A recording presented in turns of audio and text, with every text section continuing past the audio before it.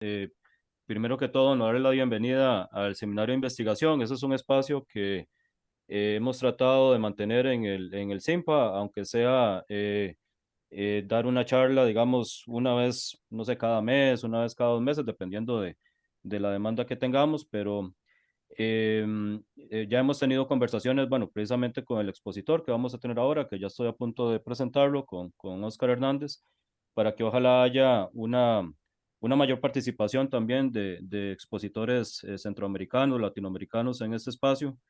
Y de paso también dar como la publicidad de que en la página web del SIMPA, en la página web de nuestro centro, hay un link, ¿verdad? Que ustedes pueden seguir para que en caso de que quieran dar una charla en un futuro cercano, puedan ahí mandarnos la información y nosotros entonces estaríamos haciendo toda la logística para que ojalá puedan aprovechar ese espacio y exponer de sus resultados en distintas temáticas de la matemática, ¿no? Em, entonces, bueno, primero que todo, darle la bienvenida a Oscar, ¿verdad? Oscar, tal y como lo estamos exponiendo ahí, ¿verdad? Poniendo en la presentación. Oscar es salvadoreño, él tiene un doctorado en el Instituto de Matemáticas y Estadísticas de la Universidad de Sao Paulo. Además ha sido profesor, ¿verdad? Tanto de la Universidad de El Salvador como de la Universidad Federal de San Carlos y actualmente es investigador digamos, colaborador de la Universidad de Sao Paulo y además vinculado con la Universidad del Estado de Amazonas. Él trabaja en álgebra, ¿verdad? Y eso es precisamente de lo que nos va a hablar hoy. Entonces, Oscar, tal vez si nos comparte su presentación, ya para Ok, propiamente eh, un momento. iniciar. Entonces, ahí nosotros le avisamos Cuando cuando estén viendo estamos mi viendo ahí la presentación, presentación. ¿sí, sí lo logran ver? Entonces, si se la estoy compartiendo ahorita. Ok, vamos a esperar. Un, Todavía no un lo vemos. minutito. Ahora creo que sí, ¿no? Ok, entonces, bueno, Oscar Hernández nos va a hablar de representaciones de álgebras y física matemática. Adelante, Oscar. Muchas gracias por permitirme el espacio. Agradezco al CIMPA por esta oportunidad. Y pues también a la FAPIAN, que es la Fundación de Apoyo a la Investigación en el Estado del Amazonas, que gracias a ellos que tengo beca, y eso es lo que me ha permitido continuar con mi investigación. Eso es lo que está, pues comencé en el doctorado, ahora he seguido con algunos artículos y más o menos les quería contar un poco la historia de lo que se ha hecho hasta el momento, ¿no? Eh, pues ese trabajo ya hay tres personajes importantes, ¿no? Cotorne, Libor y Luis Enrique, ellos me han apoyado, pues de hecho Cotorne fue mi asesor de doctorado y Luis Enrique mi coasesor y Libor pues que ha colaborado con el último artículo. Es decir, esta es son varias partes en realidad, no me va a dar tiempo para explicarles todo, pero quería más o menos contarle cuál es la idea. En grandes rasgos son dos cosas, dos áreas en principio podrían ser estudiadas independientemente, ¿no? Representaciones de álgebra y la otra área es física matemática. Es decir, en principio no tienen por qué tener relación, hay muchos resultados en cada una que son independientes, pero la idea es como utilizar las técnicas de teoría de representaciones, en particular en álgebra de Lie, para resolver problemas de física matemática que han venido siendo trabajados ya hace un buen tiempo, ¿no? Desde la década de mediados del 80 que comenzó esa parte de álgebra de vértex. Entonces, hay muchos físicos y matemáticos trabajando en esa área. De hecho, en la área de álgebra de vértex aquí en la Universidad de Sao Paulo, por lo menos, en el Instituto de Física se trabaja y también trabajábamos en el Instituto de Matemáticas, ¿no? Es decir, cada uno hace un aporte. Entonces, más o menos esa es la idea en principio. Eh, lo que les voy a hablar un poco es sobre módulos de peso. Ese, el módulo de peso para álgebra de Lie. ¿Ya? Eso sí es importante decirlo, ¿no? Cuando en el título dice representaciones en general, pero en realidad pues son representaciones sobre álgebra de Lie. Aquí voy a especializarme un poco más porque son un tipo de módulos, ¿ya? Que son módulos de Helfand-Zeppelin. Es una categoría más pequeña que la categoría de módulos, porque es muy grande la categoría, entonces uno trabaja con una categoría un poco menor. Y después hablaremos de módulos sobre, aquí sí, módulos sobre álgebras diversas. Esa es la parte interesante, ¿no? Es decir, el punto 2 y 3 son independientes, pero al final, en el punto 4 pues les quería comentar los teoremas principales sobre álgebras de vértices que relacionan las dos áreas. Esa es la idea. Entonces quería comenzar solo recordando un poco sobre álgebras de Lie, en principio álgebras de Lie simple. Eso para mí es importante. A veces dicen semisimple, pero para la charla es suficiente que sea, supongamos que el álgebra de Lie base es simple, ¿ya? Y de dimensión finita. Entonces tenemos la álgebra de Cartan, el álgebra envolvente universal, del álgebra de Lie. Entonces, aquí es importante decir que el álgebra G es de dimensión finita, pero el álgebra U de G es de dimensión infinita, ¿no? Eso para quien es de álgebra de Lie sabe que perdemos el hecho de ser de la finitud, pero ganamos asociatividad, porque G no es asociativa necesariamente y, y UDG sí es asociativa. Entonces, pues se pierde una cosa, pero se gana otra. Entonces, muchas veces uno acaba trabajando en representaciones de álgebras asociativas. Esa es una de las ventajas que tiene esta teoría. Y pues W es el grupo de Bayes asociado al álgebra G. Entonces, esta parte es una parte introductoria de álgebra de Lie. Quien ya conoce la teoría, pues sabe que son raíces positivas, las corraíces, y ρ, que es un elemento importante del álgebra, que es simplemente la suma un medio de la suma de las raíces. Aquí es interesante fijar el álgebra de Borel, que normalmente uno le llama de álgebra de Borel padrón, porque es la que normalmente se usa, se fija, no es necesariamente la única, pero aparte de ella, actuando con el grupo de Bayes, pues se pueden encontrar todas las otras. Entonces, por eso es suficiente trabajar con una. Ah, aparte de eso, pues definimos el sistema, la base de raíces, el sistema de raíces, que son dadas por delta de sigma. Entonces, para cada subconjunto, uno puede definir un subsistema de raíces. ¿Eso para qué sirve? Para extender la definición de álgebra de Borel. Y pasamos a hablar de subálgebras parabólicas del álgebra de Lie. Eso es para cada sigma fijado, nosotros podemos encontrar una álgebra parabólica, pues en realidad básicamente estamos extendiendo el álgebra de Borel, la estamos haciendo un poquito más grande. Entonces ya no todas las raíces positivas, por ejemplo, tienen que actuar nilpotentemente. Entonces tiene dos partes, la parte de Levi y la parte nilpotente, que eso es básicamente se define de esta manera, como las positivas, pues quitándole una parte, ¿no? Pero no todas actúan como cero. Y la otra parte, pues es la parte opuesta nilpotente. Y así definimos la álgebra de Levi. Entonces, aquí es importante porque podemos recuperar en particular el álgebra de Borel simplemente diciendo que sigma es vacío, ¿ya?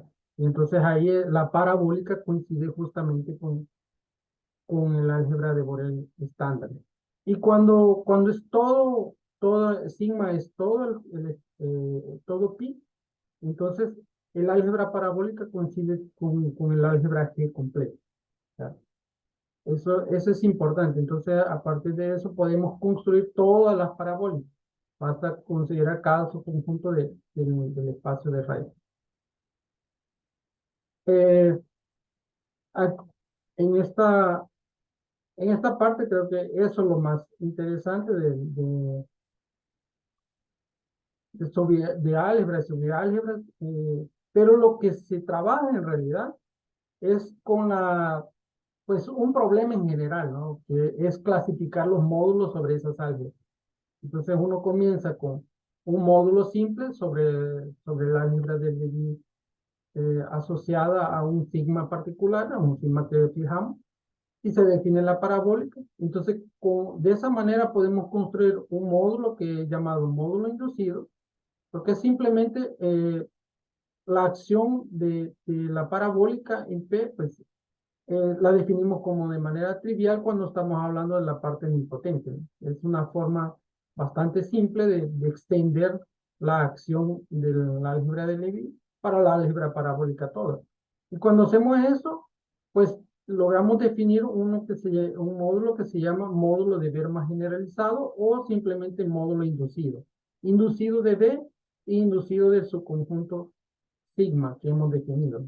Entonces, por eso aquí aparece P y G, porque pues G está fija en principio, pero depende de qué tipo, ¿no? Si es tipo A, tipo C, tipo D, en fin.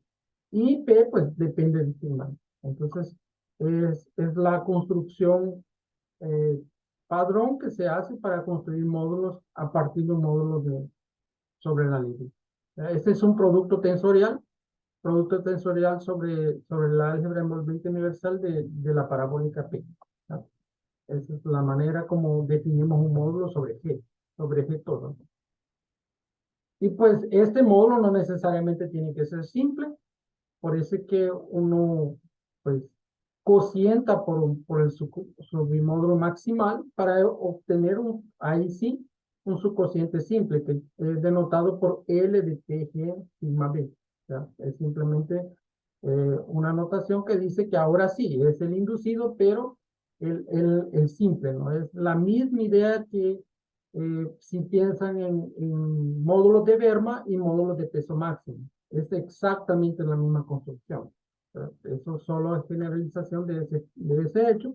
Tanto que podemos recuperar en particular la construcción que Verma hizo, de M de lambda, simplemente diciendo de nuevo que sigma es vacío y pues el módulo de peso máximo es el inducido con un sigma vacío, ¿no? La parte simple, ¿no? Son módulos simples. Entonces, por eso es que es una extensión de la misma construcción. Algunas cosas importantes aquí que es importante tener en cuenta que estos módulos así en general no necesitan ser de dimensión finita. De hecho, eso queda claro desde ya que no estoy tan interesado en módulos de dimensión finita porque eso es la parte que ya se ha entendido de la teoría desde hace mucho tiempo. Eso está bastante estudiado, está bastante claro. Entonces, en general uno piensa en módulos como espacio vectorial de dimensión infinita, normalmente. Claro, los de dimensión finita son ejemplos importantes, pero aún así, aún como espacio vectorial siendo de dimensión infinita, nosotros podemos encontrar la descomposición en espacios de peso o si quieren la descomposición espectral como autovalores. Eso es lo que está diciendo aquí H D igual a lambda de H en B. Es básicamente que la acción es diagonalizable. Entonces podemos separar o escribir el módulo como pedacitos y en ese caso esos pedacitos de módulo pues normalmente queremos que tengan dimensión finita como espacio vectorial. Ese es una de las cosas que más se ha trabajado en la teoría y que más se conoce. Es decir, la dimensión de m lambda es la multiplicidad del peso lambda y en el caso particular, cuando las dimensiones de m lambda son limitadas, es decir, además de ser finitas, ellas crecen hasta un cierto número. Por ejemplo, pueden crecer 2, 3, 4 y en 4 a partir de ahí ya no puede crecer. O sea, esa es una cota superior. Entonces, ese tipo de módulo se llama limitado, bounded. Eso es cuando las dimensiones son acotadas. Ese es un tipo de módulo que parece bien restricto, pero esa es la clave en la clasificación cuando se piensa en módulos con espacios de peso de dimensión finita. Hay otros tipos de módulos que se definen como módulos libres de torsión, o cuando la acción no es cero, ¿no? En todo el m lambda para cada raíz. Esas son clases de módulos importantes que van a aparecer. Y en particular módulos que llamamos cuspidales o módulos densos. Esos, además de tener, de ser limitados, en realidad aquí las dimensiones son finitas. Y vamos a ver después que la caracterización de esos módulos, ¿no? Que la acción es libre en todo el módulo, no en cada pedacito, es en todo el módulo. Entonces, eh, como les decía, tenemos una clasificación, pero cuando el módulo es simple sobre la G, cuando los espacios de peso son de dimensión finita. El módulo no lo es, pero cada pedacito sí es de dimensión finita. En ese caso, Fernando dice que cuando es que van a existir eh, módulos de esa forma, pues módulos simples con espacios de peso de dimensión finita, isomorfos con un módulo inducido de G, solamente existen en el caso cuando pues el álgebra o el factor de Levi es de tipo A o de tipo C. Ese, llamamos ese módulo N de módulo denso o módulo cuspidal sobre él. Entonces aquí, si se fijan, esto reduce bastante la clasificación de módulos, porque ya no, pues ya no tenemos que considerar cualquier álgebra de Lie, de dimensión finita. Solamente nos preocupamos con las de tipo A o de tipo C. Entonces, esa fue una de los pasos claves en la clasificación. Y después Olivier, ya sabiendo esto, entonces él dice, bueno, entonces la idea es quiénes son esos n. Porque si ya sé que son de tipo A o de tipo C, la Levi, pues simplemente tengo que describir estos n. Porque el resto es inducción parabólica. El resto ya es conocido. Entonces él comienza a estudiar los módulos densos y pues ya habían sido estudiados también por otros matemáticos, Futornes uno de ellos, que los estudió por separado, ¿no? Entonces Olivier le llama a ese tipo de módulos cuspidales, otros le llaman libres de torsión, que es Fernando, y Futornes pues dice que el soporte es exactamente toda la clase que. Entonces en ese caso, en realidad son definiciones diferentes, pero en realidad son la misma cosa, no son equivalentes. ¿Ya? Entonces, por eso es que en la literatura aparecen tres nombres para el mismo tipo de módulo, pero se está refiriendo a este módulo N, que es módulo denso, cospiral o libre de torsión. ¿Ya? Ese fue la clave. La clave es describir esto, y eso es lo que Olivier hace en este artículo en 2000. Y por eso ahora uno dice, existe la clasificación completa de módulos sobre álgebra de libre dimensión finita, eh, porque ya están descritos todos los densos.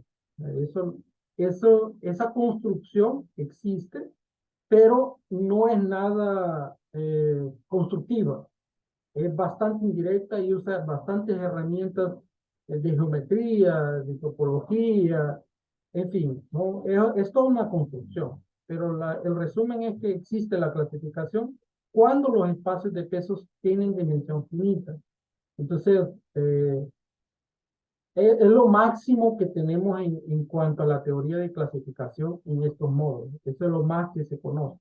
El resto son clases de módulos, algunos ejemplos y así por delante, ¿no? Entonces, eso. Entonces, como sabemos que la categoría de peso es demasiado grande porque solo tenemos pues algunas clases de módulos con espacios de peso de dimensión finita, la otra opción fue reducir la categoría. Ya aceptamos módulos con espacios de peso de dimensión infinita, pero no todos los módulos, sino simplemente los módulos que llamamos de Helfand-Zeta. Eso es lo que les quería contar un poco sobre la construcción. Aquí en particular vamos a considerar todavía más específicamente la G como siendo de tipo A nada más. ¿Ya? Habría que estudiar la G de tipo C. Pero bueno, pensando en la clasificación, pues ya tenemos medio camino andado, ¿no? Porque si pensamos en los densos, solo hay de tipo A o de tipo C. Entonces, si tuviéramos esos dos, pues ya lo estaríamos haciendo todo. ¿Y cuál es la gracia aquí? Que además de tener la clasificación que ya se conoce, lo que queremos es una construcción explícita. Esa es la diferencia con módulos de Gelfand-Server. Que lo que queremos es explicitar el módulo. No solo decir, ah, existe por alguna teoría, sino decir quiénes son esos módulos, dar una cara de esos módulos. Entonces aquí, como es de tipo A, podemos construir la matriz de Cartán, podemos definir estas subálgebras o subespacios de raíces que son parametrizados por cada raíz, G alfa 1, G alfa K. Entonces, eso básicamente, si piensan en la matriz, en las matrices, en donde n por n, digamos así, entonces es como que una está dentro de la otra, así literalmente, pensando en matrices, ¿no? Una de 2 por 2 está dentro de una de 3 por 3, la de 3 por 3 dentro de 4 por 4. Eso es lo que está diciendo esta cadena F.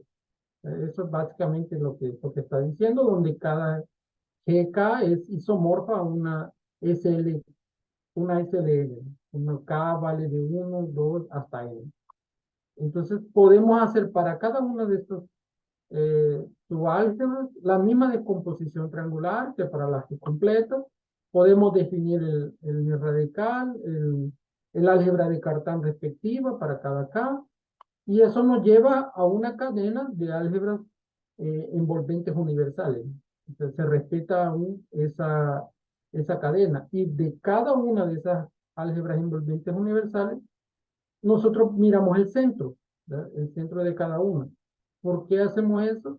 Aquí está el C de K, es el centro de cada una de esas envolventes, y, y con eso, pues, eh, tenemos la que definimos álgebra de Gelfand-Setten. Es el álgebra generada por todos esos centros, ¿verdad? Y el álgebra de Cartán H.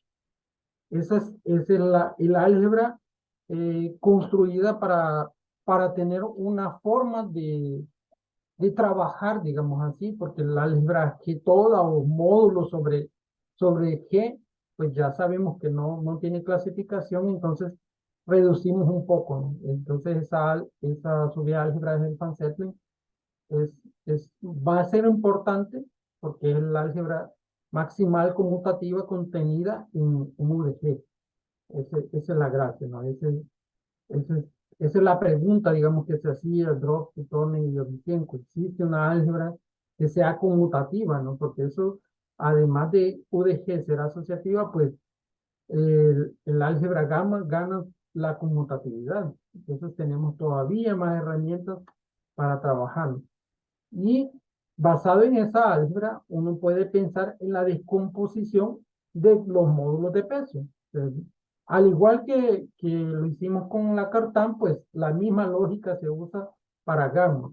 Entonces, tanto en la Cartán como en gamma, podemos pensar en espacios de peso, autoespacios de valores, de vectores, o generalizados también, como aquí está la definición. En esta definición, los autoespacios son generalizados. Por eso tiene este K como exponente. Eso va a ser en general para la teoría, pero vamos a restringir un poco y en este caso vamos a construir solo los módulos de Helfand-Settling que les llamamos mansos. Mansos en el sentido que la acción es diagonalizable, es decir, o la multiplicidad de gamma es 1. Entonces, aquí ya no vamos a tener el índice K, sino que es diagonalizable. O sea, es mucho más simple, porque inclusive reduciendo la categoría para módulos de Helfand-Settling, cuando uno piensa en todos los módulos de Helfand-Settling, pues ya se ha trabajado, no se conoce que es mucho más complicada la categoría de lo que parece. Entonces hay algunos ejemplos importantes que módulos de dimensión finita sobre G, pues son ejemplos importantes de módulos mansos sobre Helfand-Settling. Entonces tenemos el caso particular. Pero cuando pensamos en dimensión finita, con los módulos, eh, entonces suceden cosas bastante complicadas, como este ejemplo, es un módulo de Verma, clásico, conocido, el menos ρ. Es un módulo, de hecho, un módulo de M de menos ρ es un módulo de ver más simple. Entonces, es, digamos, de los ejemplos más fáciles que podríamos encontrar, por decirlo así, en la teoría de Berman, pero la construcción explícita es muy complicada. De hecho, es lo que hacen Futorni, Grancharov, Ramírez y Sadonasky en 2020, ¿no? Dar una construcción de este módulo nada más. Y eso da bastante trabajo. Entonces, una alternativa fue reducir la categoría a módulos mansos o llamados módulos de relaciones de Helfand-Setting, que es lo que Futorni, Ramírez y Yang hacen en 2019. Esto tiene una ventaja, estos módulos de relaciones, que aquí usan un método combinatorio. Eso no, eso es lo que hace la diferencia, ¿no? Cuando pensamos en menos RO, existe la construcción, pero es mucho más complicada y no tenemos una forma combinatorial de describir ese módulo. Entonces, los módulos de relaciones tienen esa gracia, ¿no? Que simplemente pensamos en vectores, estos son los vectores, la forma en que uno piensa cada vector del módulo, pues como un tablero de esta forma, y ese tablero llamado tablero de Helfand-Setting. Entonces la pregunta es, si cada uno de estos es un elemento de la base del módulo, ¿será que, bueno, eso es un espacio vectorial? Está bien, pero ¿será que es un módulo sobre el álgebra de Lie? Esa es la pregunta que en general no es trivial responder. Y más aún cuando uno restringe que la acción del álgebra es dada por esta fórmula. ¿Sí? Son dos cosas. Tenemos cada elemento de la base y tenemos la acción explícita de Helfand-Setting. Con estas fórmulas, Helfand y Setting describieron todos los módulos de dimensión finita es de tipo A. Entonces lo que Futorni, Ramírez y otros han hecho, pues extender la construcción para módulos de dimensión infinita. Lo que sucede es que estas fórmulas ahí en general fallan. Y ese es el cuidado que hay que tener. Fallan por el hecho de que aparece un denominador aquí en las fórmulas. Entonces estos denominadores a veces se hacen cero. Y cuando eso sucede, pues obvio que la acción no está definida. O sea, ahí hay que hacer alguna cosa para eliminar esa singularidad. Y eso es lo que Futorni, Yang y Ramírez hicieron. Describir solo los que no tienen esa singularidad.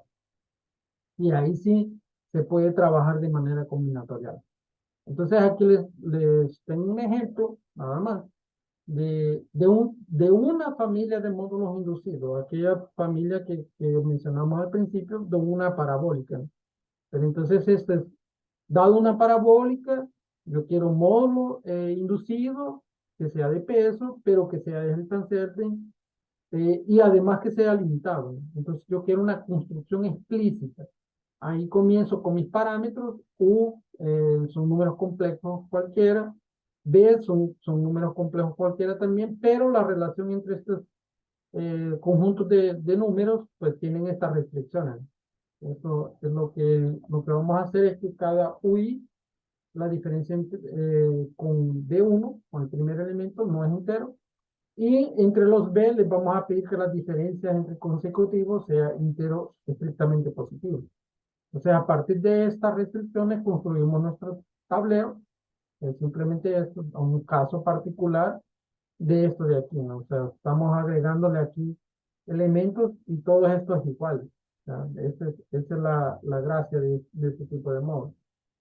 Aquí definimos lo que Jan, Futón y Ramírez llaman de conjuntos de relaciones. O sea, eh, diciéndolo así de forma más simple, es el grafo asociado. ¿Eh? Cuando uno ve el tablero aquí, uno puede hacer flechitas entre las entradas consecutivas, entre líneas consecutivas. Entonces va a haber un grafo asociado que uno puede construir. Pues entonces la pregunta es qué tipo de grafo yo puedo considerar para que con esa construcción yo tenga al final un módulo de peso para el álgebra de Lie. Esa es la pregunta en general y no es trivial responderla. No, no es algo que sea inmediato, por eso es que normalmente uno trabaja con conjuntos donde sí sabe que el grafo asociado va a dar al final un módulo. Y eso es lo que estoy haciendo aquí. Bueno, construimos con esas relaciones, ya tenemos el grafo, tenemos el tablero, pues restringimos los elementos de U a esta condición todavía más restricta y para cada M definimos este subconjunto de relaciones. O sea, ese es su bigrafo. Y entonces para cada M nosotros vamos a tener un tablero en particular. Esta notación aquí quiere decir que es el módulo, porque el tablero, cada tablero nos da un elemento de la base. Entonces a partir de ahí extendemos por linealidad el espacio vectorial y al final pues este es un B de C de M, es el módulo sobre la álgebra de Lie y además sabemos que es simple. ¿Cómo sabemos que es simple? Porque hay un criterio de Tone y Yanis Ramírez que nos dice cuándo el módulo va a ser simple. Cuándo va a ser un módulo de relaciones y además cuándo va a ser simple. Entonces, en estas condiciones podemos saber que sí es simple.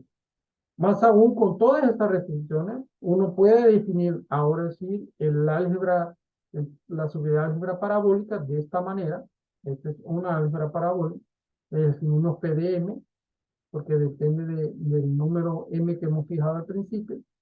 Y sabemos que esta álgebra parabólica pues tiene parte del isomorfa a SLM suma con la cartana. Entonces es una álgebra parabólica y a partir de aquí pues sabemos que ese módulo que habíamos construido que era simple es isomorfo al subcociente simple del módulo inducido del Berma generalizado. Esto este módulo L de PDMG ya lo habíamos definido al principio, pero lo que no sabíamos o que lo que no se sabe en general es qué forma le tiene. O sea, aquí sí, en D de T de M de D, ese sí es una realización explícita porque tenemos la base y tenemos la acción. Aquí no, esta es una construcción en general, pero demostramos que son isomorfos. Entonces uno dice, ah, tengo la realización del módulo.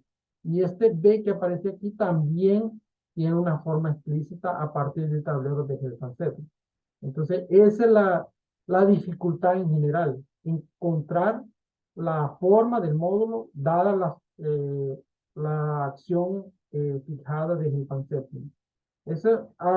Problemas como eso hay varios en abierto, hay varias conjeturas y podríamos seguir hablando de eso hasta el final, pero lo que les quería relacionar era con otra teoría, también con representaciones, pero ahora sí en la parte de física matemática, porque no necesariamente ustedes tienen que trabajar con módulos de Helfand-Zeta y esas cosas, no pueden, si son físicos puros y quieren trabajar con álgebras de vértices, pues no necesitan la otra teoría.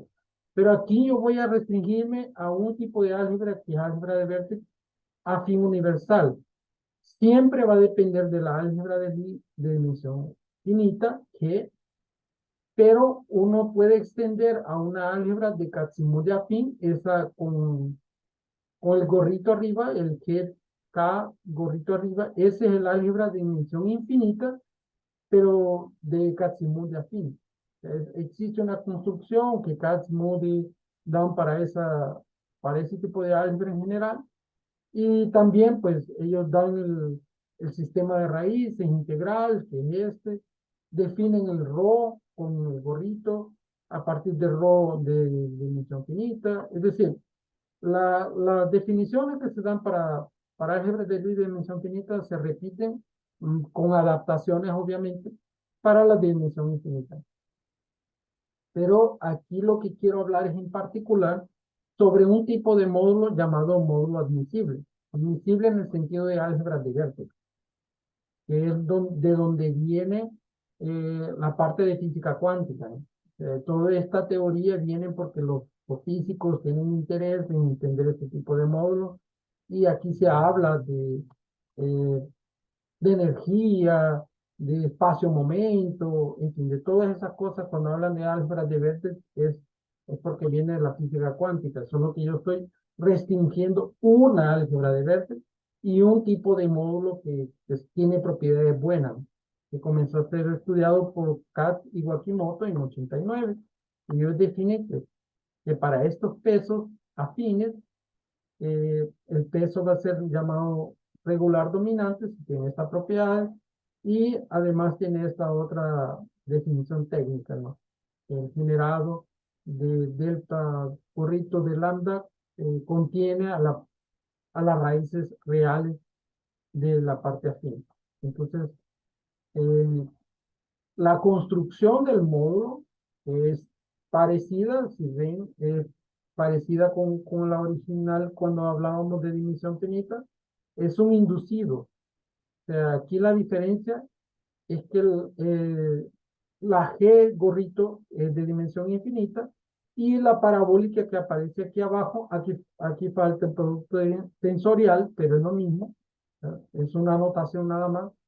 Eh, es la U de G tensor con este elemento aquí, con este espacio vectorial, que es simplemente de dimensión 1. K es un espacio vectorial de dimensión 1, y a partir de aquí se define el álgebra. Bueno, este es un módulo de Derma inducido, generalizado para la G afín, pero además ese módulo tiene estructura de álgebra de vértices. Es las dos cosas. Y al cociente simple, de nuevo, hablamos de lo mismo, que este módulo no necesita ser simple, entonces cocientamos y el LKDG es el subcociente simple de este módulo. Entonces, esta álgebra se puede trabajar teoría de representaciones directamente sobre álgebra de Lie, sobre álgebra de vértices, perdón, que no tiene necesariamente que ver con álgebra de Lie, pero esa parte es muy difícil en general. Y casi siempre uno ocupa la técnica que es usada por Zhu en 96, que es a esa álgebra de vértices asociarle una álgebra llamada de Zhu, que es una álgebra asociativa. Entonces, como ya pasamos de álgebras de vértices a álgebras asociativas, entonces ya tenemos de nuevo más herramientas para trabajar representaciones sobre esas álgebras. Y cuando uno restringe a ver módulos de energía positiva simples, entonces en ese caso, los módulos sobre las álgebras de vértices coinciden con los módulos simples sobre la álgebra asociativa de Zhu. Entonces, por eso es que uno estudia este tipo de módulos, ¿no? Que son los definidos por Katz y Wakimoto, porque tenemos una equivalencia entre esas categorías. Y entonces volvemos a caer en módulos que ya conocemos. De hecho, podemos extender la definición a partir de un módulo sobre la G finita. Podemos, de nuevo, usando inducción, tenemos un módulo sobre la fin. Esa es una construcción que es bastante común y se define de la misma manera. Una parte que hace cero, la otra eh, la acción es como siempre había sido, solo que aquí se le agrega el centro, ¿no? El centro C a la acción es como identidad. Entonces, de nuevo tenemos un módulo inducido, el cociente maximal, y entonces a este le llamamos el subcociente simple para esa álgebra. Entonces, ahora sí estamos sobre módulos sobre álgebra de vértices. Más aún cuando restringimos admisibilidad o cuando ciertos niveles vemos para acá, podemos trabajar con estos módulos y de nuevo usamos el teorema de Zhu, que dice que definiendo su álgebra asociada, que es asociativa de nuevo, entonces tenemos una correspondencia entre módulos de álgebra de vértices y módulos sobre la álgebra de Zhu. Más aún, para esta álgebra CK, sabemos que esa álgebra es isomorfa a la álgebra envolvente universal de la álgebra de Lie de dimensión finita, cocientado por algún ideal. Entonces, no es solo sobre representaciones sobre álgebra de vértices, sino que en este caso que estamos considerando, es todavía más particular sobre álgebra de Lie de dimensión finita. Entonces, todavía la teoría se vuelve mucho mejor para esta álgebra de vértices afín universal. Y por eso es que definimos los módulos sobre la G finita, simplemente como aquellos módulos tales que el aniquilador del módulo contiene el ideal IK. Entonces, el problema que era de álgebras de Vertex, que pasó para álgebras de Kac-Simul afín, ahora se vuelve un problema de nuevo sobre álgebras de Lie de dimensión finita. O sea, podemos ocupar el Van-Zeppelin en este caso. El único problema es calcular el aniquilador de ese módulo. Y eso, en general, es bastante estudiado en la teoría de Lie, pero aún no hay así suficientes resultados como para decir, dado un módulo, el aniquilador es tal cosa. En algunos casos sí se sabe, pero en otros no necesariamente, sobre todo cuando el módulo E tiene dimensión infinita. Sí se existe la clasificación, pero yo quiero saber si contiene este ideal IK. Entonces, ese es uno de los problemas grandes en la teoría. ¿Y qué es lo que hace Arakawa?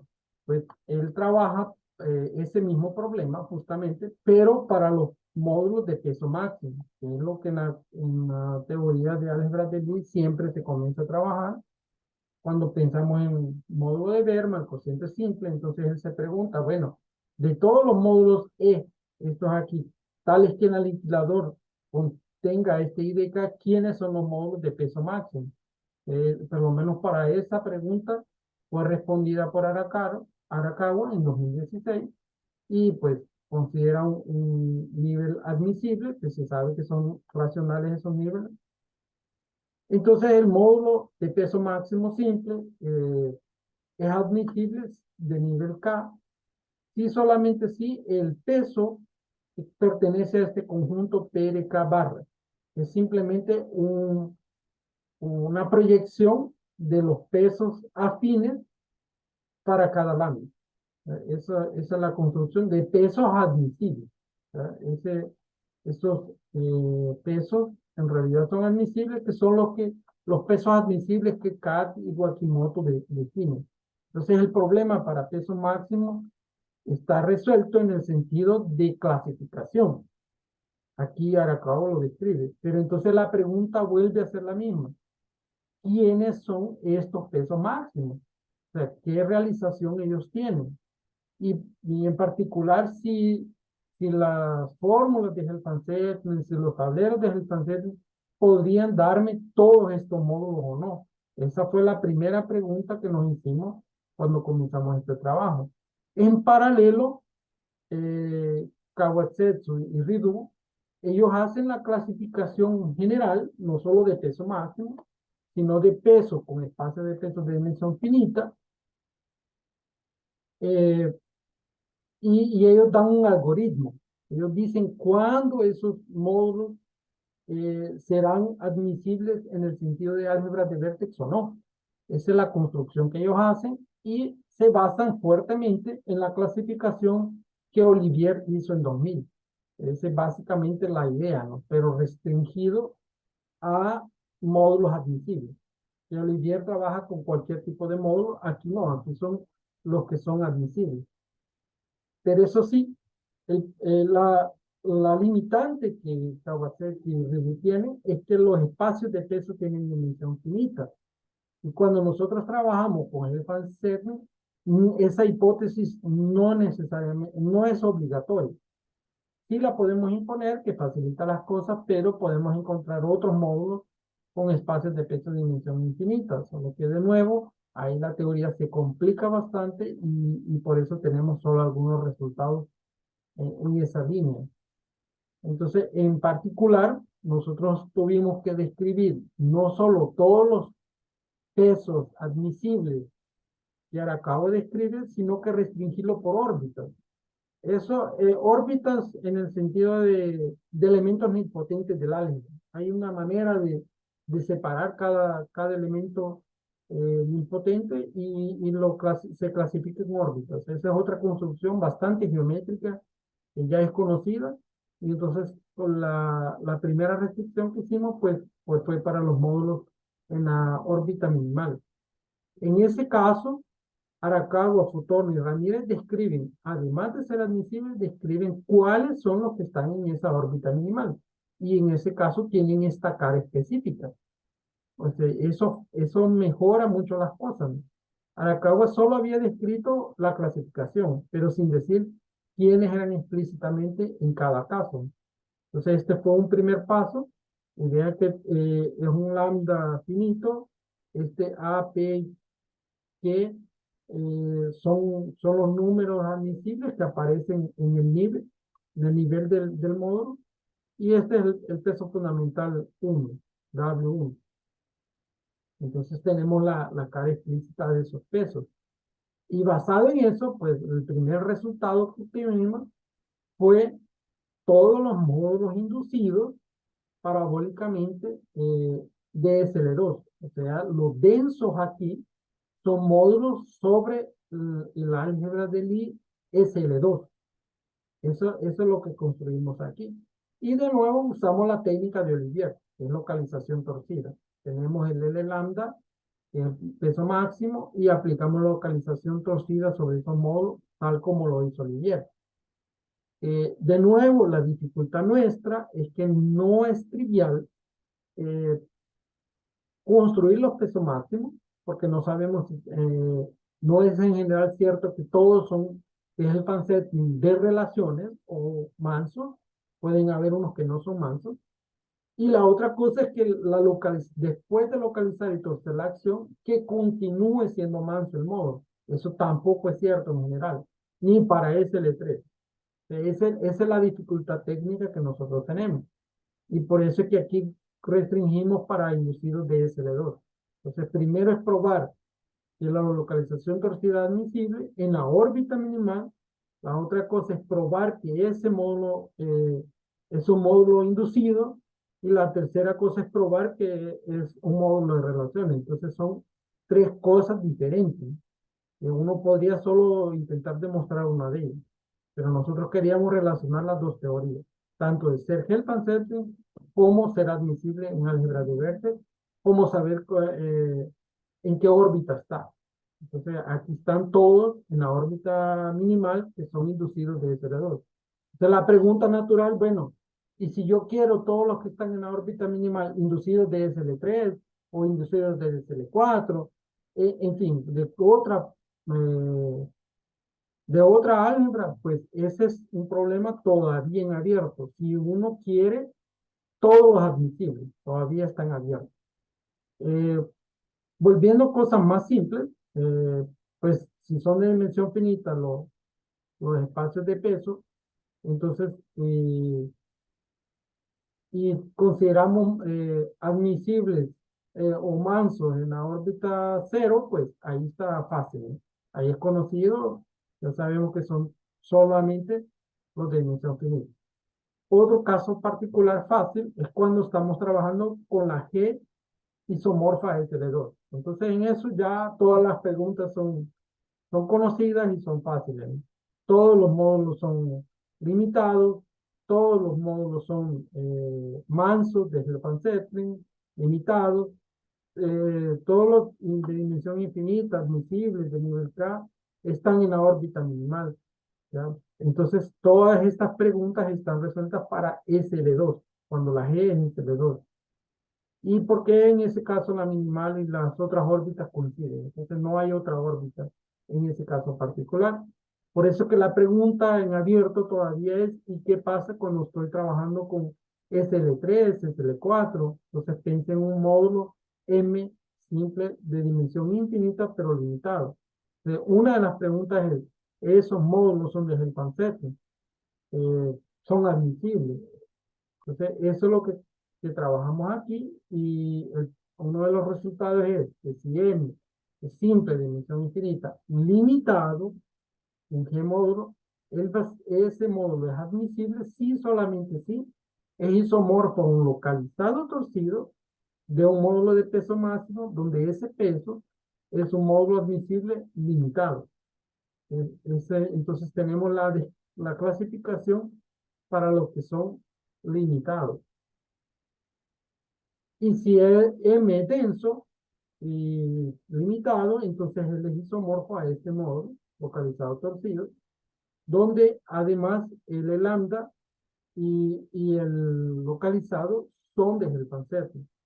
Aquí hay que tener un cuidado porque no estoy diciendo que no son todos necesariamente, solo son los densos, simples. Y el otro cuidado es que no estoy afirmando que M es un módulo manso, porque la afirmación es que el lambda es manso y el localizado es manso, pero no necesariamente es cierto que M lo sea. Esa es justamente la pregunta. ¿Cuándo que ese M va a ser manso? O sea, después de localizar y torcer, puede no serlo.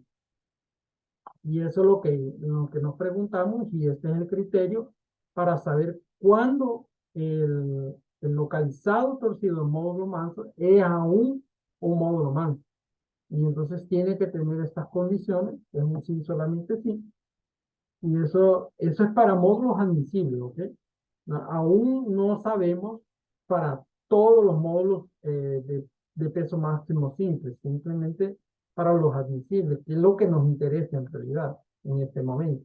Saber cuándo esos son de Helfand-Zerfeld. Ese es el otro resultado que tenía. Y un, un otro resultado interesante, además de describir, bueno, cuáles son.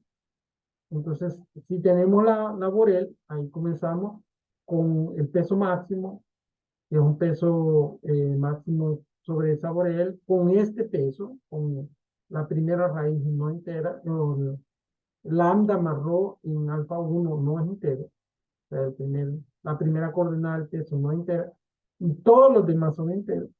Entonces, tenemos la descripción explícita de todos los módulos localizados torcidos, que son de Helfand-Zerfeld, que sí son admisibles, que tienen el mismo aniquilador. Entonces, aquí estamos describiendo todos los inducidos.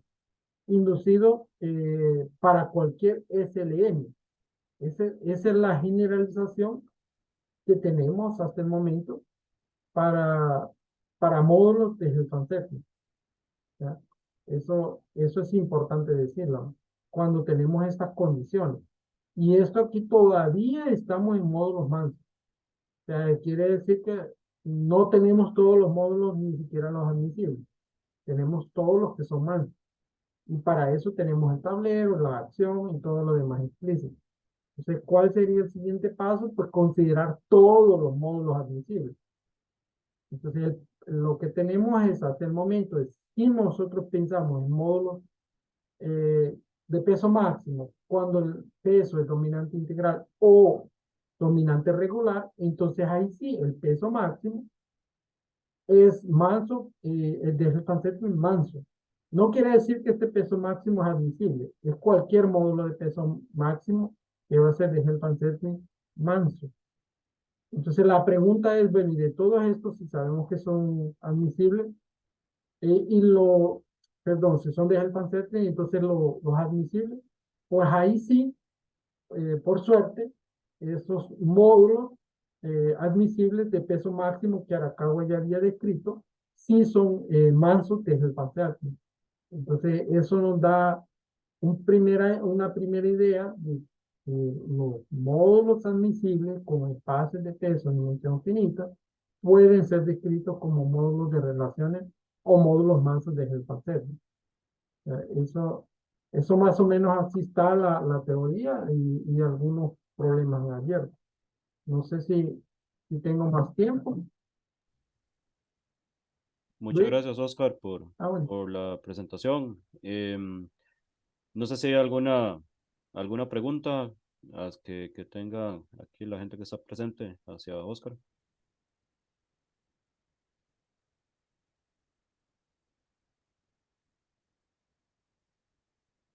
Ok, pareciera que no hay preguntas. Entonces, bueno, le agradecemos muchísimo a Oscar por esta presentación.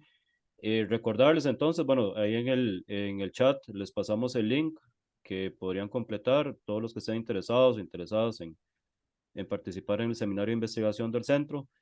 Eh, Recuerden, digamos, de que, bueno, ahí viene toda la información, independientemente de la temática. Ahí ustedes, ahí está el espacio dentro del SIMPA también para que ustedes puedan compartir las investigaciones que vienen realizando.